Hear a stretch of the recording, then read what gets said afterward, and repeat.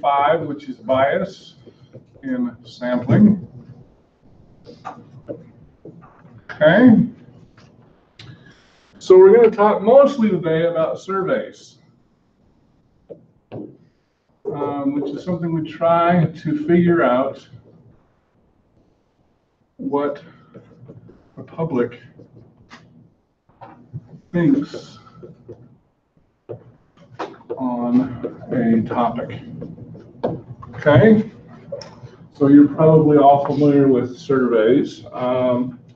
One of the things about surveys is that they can be very hard to do because of sampling errors. In fact, I'm going to make that my own thing here. Sampling errors. Okay. Does anybody here? If you don't, I don't know. There's a website called 538.com. Who's heard of it? One? Only one? You guys need to check out that website. It's really cool. So the reason, do you know why it's called 538.com? What's that? Because it's really biased. There's one side of you look at it in political science. And it's biased? I thought it was. Right, that's the one with the, well, isn't it have the sites and then it says if it's biased or not? Oh, it tells you if a survey is biased. Oh, yeah. Sorry. So basically, well, here's how it got the name, 538.com. Seriously, one of my favorite statistics podcasts ever, okay? So back in, what year was that? I think it was 2008, I believe it was. Mitt Romney was going against Barack Obama in that year, wasn't he? Or was that John McCain? It was John McCain, I believe. Yeah, I think it was 2008. Maybe it was 2012. Yeah, I think it was Anyway, one of the elections, Barack Obama was in it. Yeah. I do know that. I can't remember who the opponent. It was either Mitt or John McCain. I don't remember which one. But anyway, there's 538 electoral college votes. Okay, and he predicted. I think it was 2012. He predicted it perfectly. He got it exactly right. So I think that was Mitt Romney, wasn't it? Yeah. So he correctly predicted Barack Obama's electoral college votes and Mitt Romney's perfectly. Okay. Now in 2016, they didn't do so well. They did very well. They got 93% of them right, but they messed up on about 4%. But I flipped it from Hillary Clinton to Donald Trump. So anyway, it's very hard to do. Now, one of the things, was it McKinsey? One of the things McKinsey said was they actually rate all of the polls, especially in a presidential election, they rate them as good polls or bad polls. And because they compare them with the election outcomes to say how good they are. So it's, if you're into politics, it's great because they talk about politics, but they also talk about statistics a lot. They've actually come up with some new statistics, especially if you're into sports statistics based on that. So, question, comment?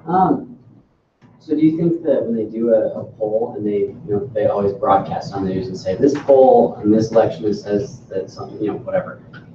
Do you think that going out, being kind of projected in the media and stuff, changes like the public perception of those topics? That's a really good question. Does publishing poll results change people's perception? Well, that you could argue that. I guess you could argue it both ways. You could argue that's what happened to Hillary Clinton. All of her supporters got, she's going to win, so we don't want to vote. But then you could argue it the other way and say, well, it didn't affect the Trump voters. They came out and voted, right? So you could argue it either way. But the problem with any kind of a survey, and I mean any kind, a lot of times in my Math 1040 classes, I actually have them do surveys so we can talk about bias. But we have the problem with sampling errors that are caused by the act of taking a sample. Okay? I don't care how good you are, who you are, everybody, and I literally mean everybody, has some sort of a sampling error. There are two types of sampling errors. There are random sampling errors, and there are non-sampling errors. Okay, those are the two main types. So random sampling errors are caused by chance. Okay? And almost every poll that you see, sometimes it's not emphasized, but these are included in the margin of error. Okay? Every poll you should see should say, well, do we have a margin of error of 3% or 5%, or usually you don't see anything higher than that, but it could be 10%, it could be higher than that, okay? Especially when I have students do polls, a lot of times we don't have you ask 1,000 people, which helps reduce the margin of error. We have you ask, 30 people, and it's got, 20% margin of error. Okay? So there are two main types of random sampling errors. Number one, or part A, we have undercoverage.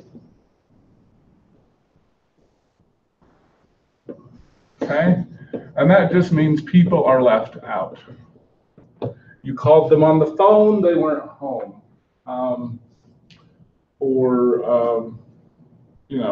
homeless, okay?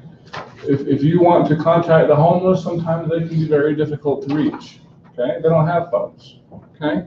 So under coverage, people are going to be left out just by chance, okay? We also have voluntary response. We talked a little bit about that yesterday. Problem with voluntary response is you get strident opinions. Okay? All right. So but in both cases, those are included in the margin of error calculations. We also have non-sampling errors. These are errors when selecting the sample. And we have several types of non-sampling errors. The first is called processing errors. Okay? A lot of times I like to say just simply typos. Okay? You put male and you hit the F for female, or you tried to enter somebody's weight and you put in 3,000 pounds, they weigh 300 pounds. Okay? Usually that's the second example. Usually you can fix those because you go 3,000. That seems a little high. But if you put in female and you meant male, it's a little harder to catch sometimes. We also have part B that we call response errors. Okay? There are two main types of response errors: forgetting and lying. Okay, now you shouldn't assume that people are always going to lie, but let me ask you a question. I might have asked this yesterday, but I'll ask it again today. How many of you remember what you had for breakfast last Monday, a week ago? Because you eat the same thing every day, right? Oh, yes, I did. Okay? Most of you probably don't.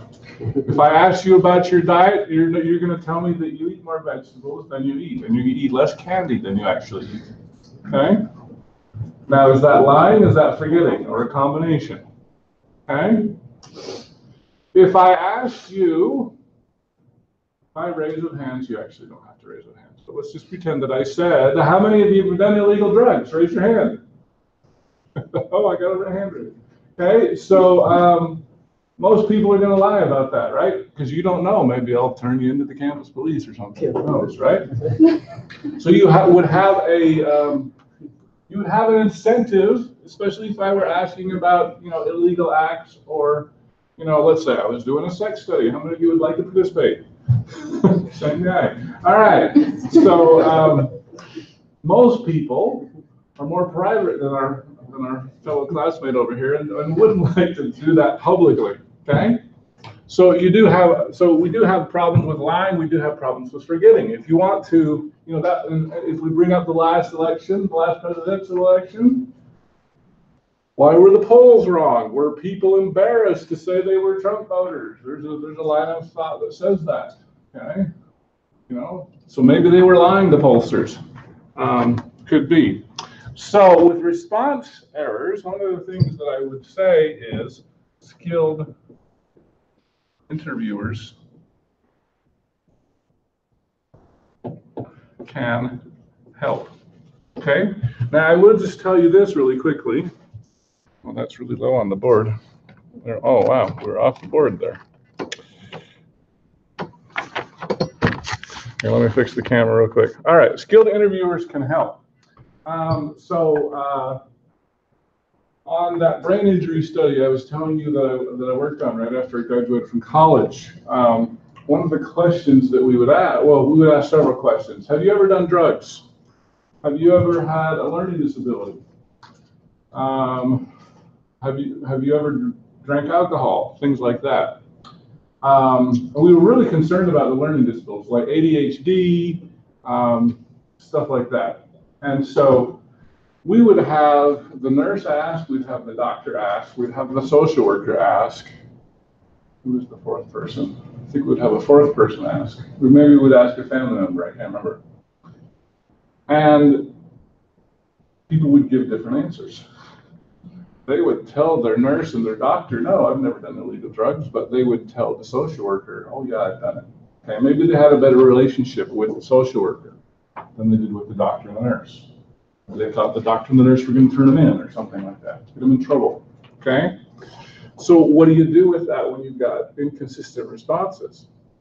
Our solution was to say, if they ever said yes, yes must be the correct answer. And so that's how we handled it. And so skilled interviewers can help with that. They can develop a rapport, and you can trust me and that sort of a thing. All right. So another type of non-sampling error is non-response. Okay. Now this is going to be different than under coverage. The idea here with under coverage, you couldn't get a hold of them, you couldn't contact them, you didn't know how to contact them. Whereas with non-response, you contact, but they refuse to answer. Hi, I'm doing a poll. Could you have 5 minutes and answer my poll questions? No, get off my phone. How did you get my number? Okay. Or you get to a question and they'll answer most of your questions, but you get to the drug question, they'll be like, nah, I'm not going to answer that. Okay. So one of the problems here, it can be as high as 75 to 80% in phone polls. Okay. Now, in my Math 1040 class, one of the things I like to do is I like to say, okay, I want you to call people on the phone. I want you to meet them in person. And the amazing thing is, and then I want you to calculate the response rate. So they'll go to a class and they'll say, hey, can you fill out my form? They will get 100% response. But then they would call the person on the phone. Would you answer my survey? No, get off my phone. Or they don't answer. Okay? So the problem with non-response is people who are not responding are different than the people who are responding. Okay? So one of the things with our brain injury study that we were working on, one of the things that we found, we would actually have a really long survey. It would take like an hour to go through. A lot of questions, a lot of detailed questions. So when a person has a traumatic brain injury, sometimes they can't walk, they're dizzy. Okay? Sometimes they've got broken bones and they can't walk. They can't drive. Maybe they don't go to school. So we'd ask them, are you going to school? Are you working? Are you walking? Can you go to the bathroom by yourself? Are you having sex with your significant other? we would just ask a lot of really personal questions to find out how their life was, okay? And it would take, seriously, it would take like an hour to go through this. It was a long, long survey. And we'd pay them like $50 or something, I don't remember. But we would interview them 3 months after their brain injury, and we would interview them a year after their injury. We wanted to see how things had changed over that time. Well, so one of the things that we found was that the people who answered both surveys were generally much more severely injured than the people who only answered the first one. Now, why was that? Okay, what our guess was, okay, number one, it was a long survey, and the people who had recovered pretty well, had moved on. I don't have time for this survey. I'm doing well. Don't bother me. Whereas the people who were more severely injured had a big incentive to help us and to say, you need to help me fix my brain injury. You know, I'll be more than happy to give you all the data you can, okay? And so the problem with non-response, most people don't get called twice, okay? So the people who don't respond, you don't know why they're not responding. Now in our case, and we can't verify that our theory was correct, but it seems like a good theory, okay?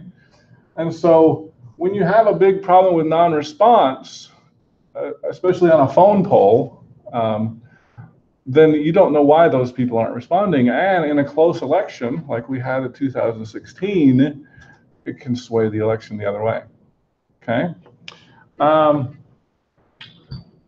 Another problem here is wording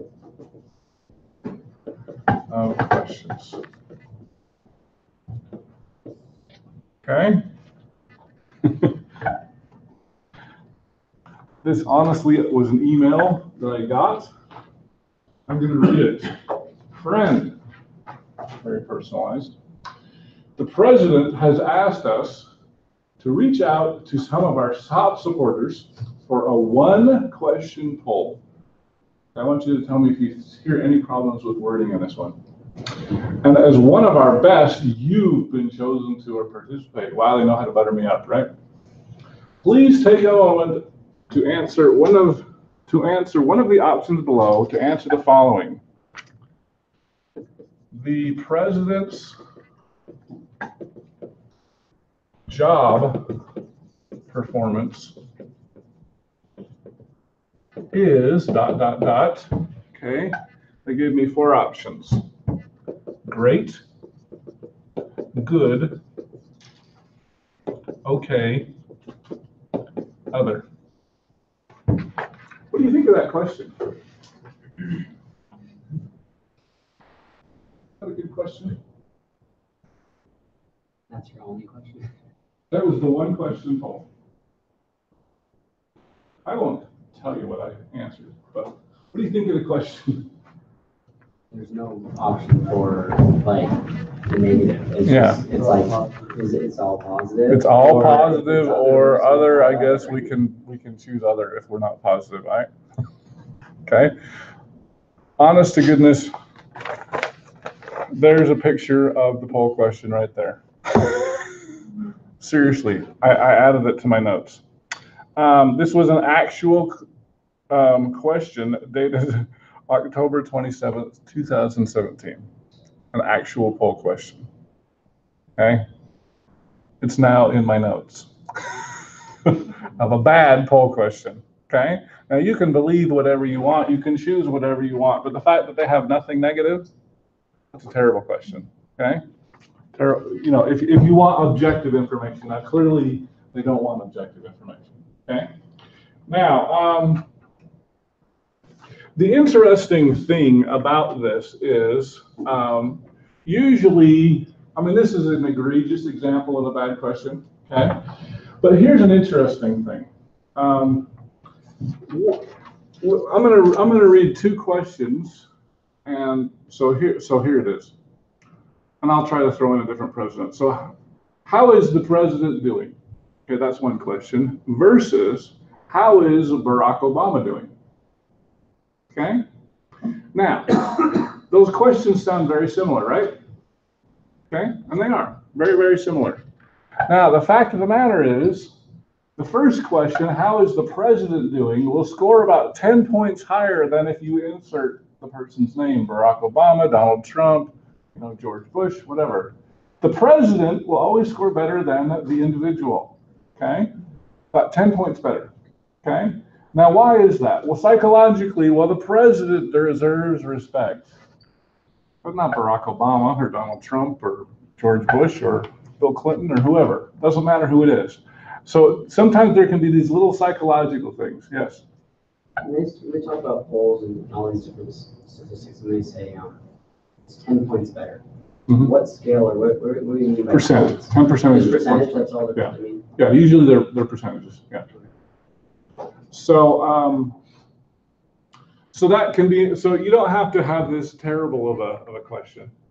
Okay, you can have little subtle changes. We've got a few more examples on where to get questions. How about this one? So there's two questions. I want you to tell me which one is the better question. Do you oppose reduction of estate taxes versus do you favor or oppose reduction of estate taxes? Which is the better question? The second one. Why? You have two options. Okay. So just subtle changes in wording can have a big deal. Do you approve or disapprove of the job George Bush is doing? Okay, now when you do that, especially if you have a long list of approve and disapproves, you should rotate that. So sometimes you'll say approve or disapprove. Sometimes you should say disapprove or approve. So rotate those back and forth so the person doesn't just go approve, approve, approve, approve, or just, disapprove and disapprove. Or they stop reading it and they do that anyways. What's that? Or they stop reading it and they do that anyway. Or they stop reading it, yeah. So so I don't want to just pick on Donald Trump. So I got a call, this is a true story, a few years ago. Well, actually, I guess it's about 6 years ago. So I received a call from FreedomWorks. Has anybody ever heard of FreedomWorks? You know anything about them? No? You've heard of them? Okay. I had not heard of them before this phone call. And so they asked me 4 questions, and I want you to tell me, now don't overthink this, and usually students overthink this, but I want you to tell me whether you think the question is a fair question or an unfair question, okay? So the first question was, do you plan to vote? Who thinks that's a fair question? 1, 2, 3, 4, 5, 6, 7, 8, 9, 10, 11, 12, 13. Who thinks it's an unfair question? Good, you guys are not overthinking this. That was a fair question, okay? So this was 6 years ago. The next question was, are you inclined to vote for Dan Lillenquist or Orrin Hatch? They were both on the Republican ticket here in Utah. They were running against each other for the Republican primary. So they were the only 2 candidates. So once again, let me read the question. Are you inclined to vote for Dan Lillenquist or Orrin Hatch? So is that a good question, fair question, or an unfair question? Who says it's a fair question? 1, 2, 3, 4, 5, 6, 7. It looks like a majority. Anybody think that's an unfair question? Okay, good. I'm glad you guys are not overthinking this. Okay, so question number 3. If you knew Hatch sponsored a bill similar to Obama on health care, would you be more or less likely to vote for him? Fair question, unfair question? Who thinks that's a fair question? 1? Who thinks it's an unfair question? Read that again. I'll read it again. If you knew Senator Hatch sponsored a bill similar to Obama on health care, would you be more or less likely to vote for him? Okay, so I'll ask you again. Fair question? 2, 3?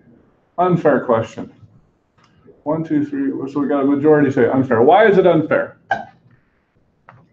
It seems like it's a very negative light, I guess, of the current president's bills and his and what he's done. Yeah, they're trying to put Orrin Hatch in a negative light. Yes? It also introduces kind of a hypothetical idea as opposed to the first 2 being more solid. Okay, so you saying because it introduces a hypothetical. Let me ask question number 4.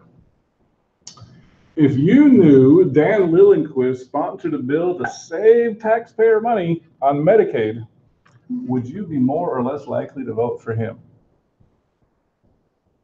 Fair question? No hands this time? Unfair question. Okay? A very unfair question. This is actually what's called push polling. Okay? I don't know if they had any more questions, but push polling means you're trying to persuade. Okay? This is unethical. Okay? Freedom Works is an unethical organization. I do not support them. They're a Tea Party organization. Okay? Now you can believe whatever you want to believe for politics, but this kind of push polling is unethical and should not be done. Remember, what's an observational study supposed to do? Observe and measure, and you don't attempt to influence. Okay? After the fourth question, they said, do you know that I teach statistics? Do you know that this is a terrible question, a horribly biased question? And they said, well, yeah, we're trying to influence your opinion. And so they said, would you like to talk to somebody? And I'm like, yes, I want to know who wrote this question. This is horrible. It's terrible. It's unethical. Okay. So anyway, they actually hung up on me. Okay. So these types of surveys, push polling, do more harm than good, and should be avoided. Okay. So how do we deal with non-sampling errors? Okay, so I think wording of questions is kind of a very easy thing to see. But number one, we can weight the responses. And number two, we could pick pick other households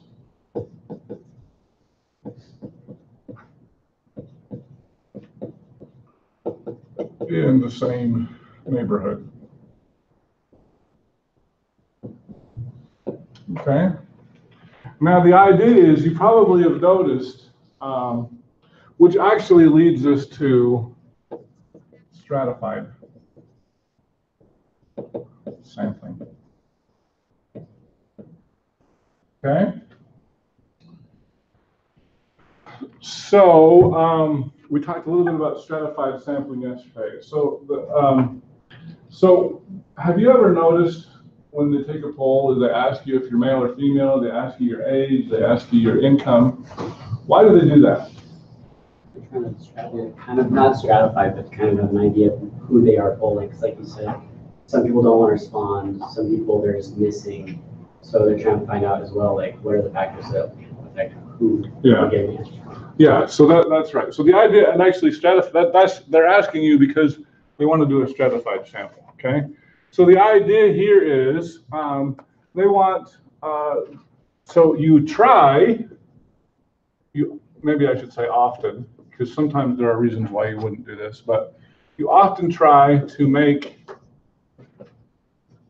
the sample look like the population. Okay?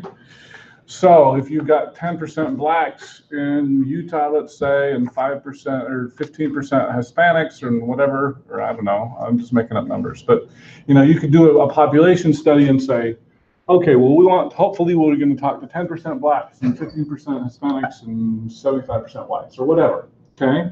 We're going to have hopefully 50-50 on men and women. Okay?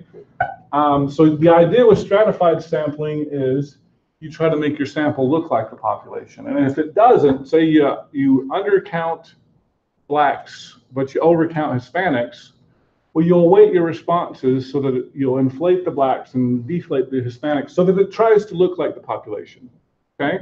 Because a lot of times when you're doing this, just through random sampling errors, you might not talk to as many blacks or Hispanics as matches the population. And so you can do some mathematical manipulations to hopefully those people that you talk to are representative of their race. Or, and it doesn't have to be race. It could be income, could be Republicans and Democrats, whatever, whatever the groups are. And so they will, that's why they ask you those types of questions. And so that they can try to make the sample look like the population. Yes? So would stratified sampling be a way to deal with the non-sampling error? Yes, exactly. Yeah, and so that's why, so stratified sampling is a great way to deal with non-sampling errors, okay? You didn't get enough or you got too many of one group, you'll mathematically adjust that and hopefully it's good, okay? So if you want to find out how good pollsters are, 538.com is an awesome website. And in fact, now that we're getting down, they've actually just this week published their model. They're trying to predict who's going to win the House. They're going to do a Senate model too, and see how well they do. How many seats? Everybody keeps hearing the Democrats. There's going to be blue waves supposedly, and they're going to try to predict how many seats the Democrats and the Republicans will get. So really fun. And one of the things that they do is they take polls from everywhere. Now, I was just listening to, there's another good podcast. It's like 4 minutes long usually. It's called Meet the Press the Lid. It's a daily podcast, and they talk about politics as well. They were talking about the governor's race in Alaska. Any of you experts on that? Yeah, me neither.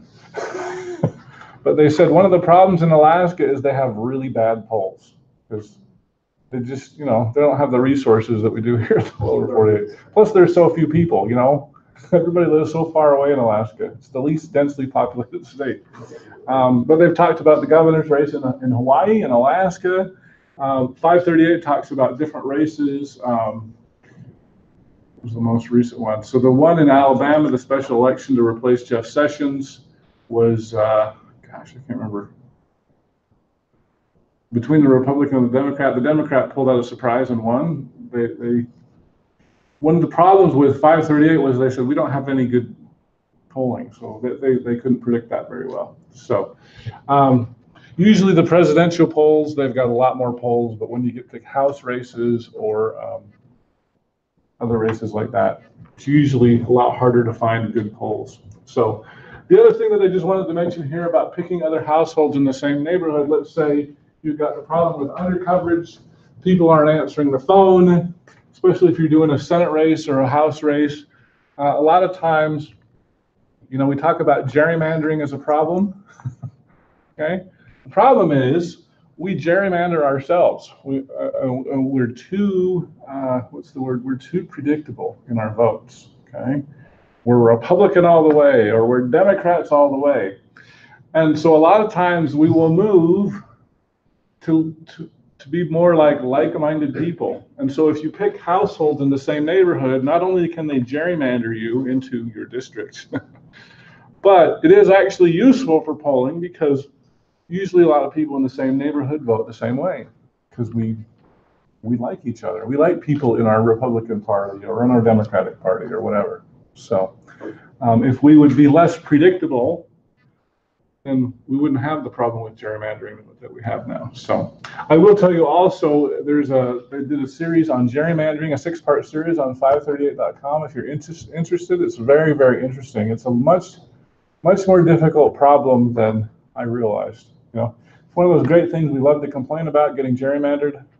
But then when you hear about the federal laws and how people are trying to fix things, it's actually kind of a more difficult problem than you would think. So.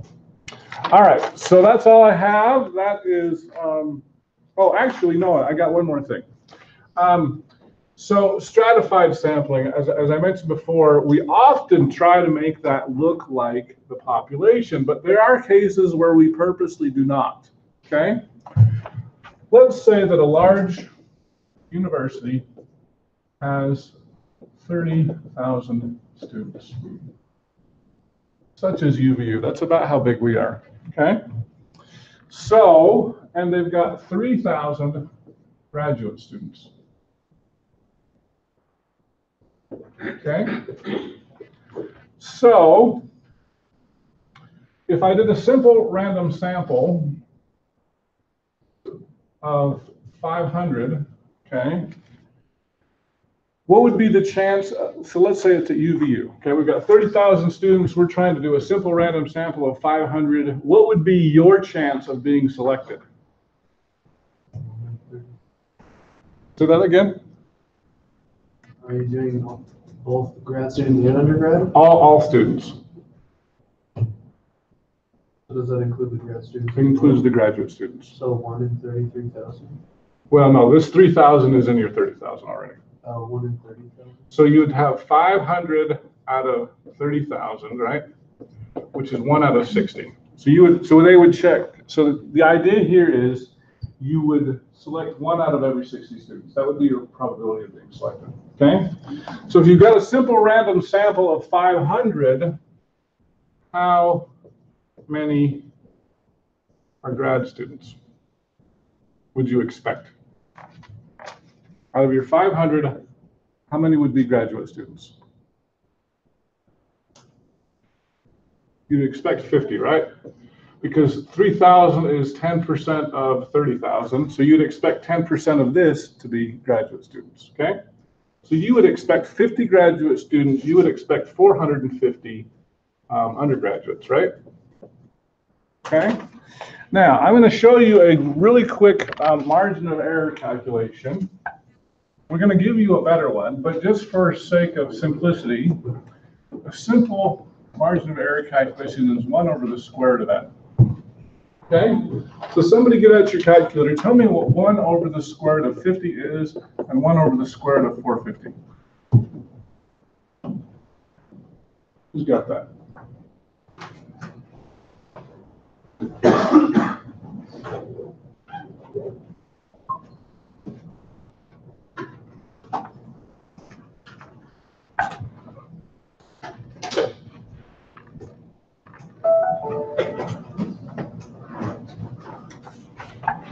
You guys are taking too long.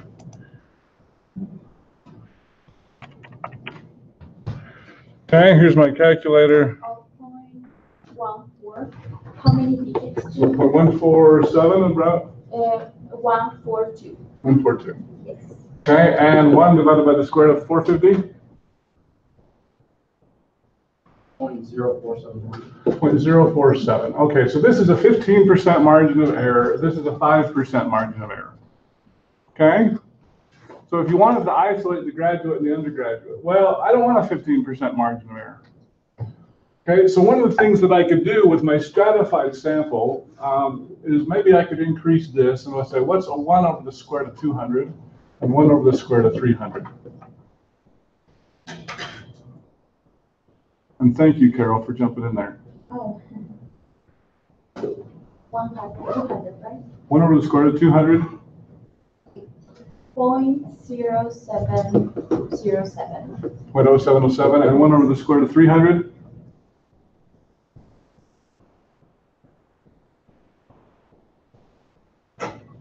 Point 0577. Hey, okay, so around that. Okay, so this is a 7% margin of error. This is a 6% margin of error. Okay, so this would be a case where you might take a stratified sample and change your sample size so that you could actually drill down and say, well, how do undergraduates and graduates feel? So you would inflate your graduates so that you could lower your margin of error. And then this is still pretty good. Okay? All right. So quiz tomorrow will be on section 1.5. See y'all tomorrow.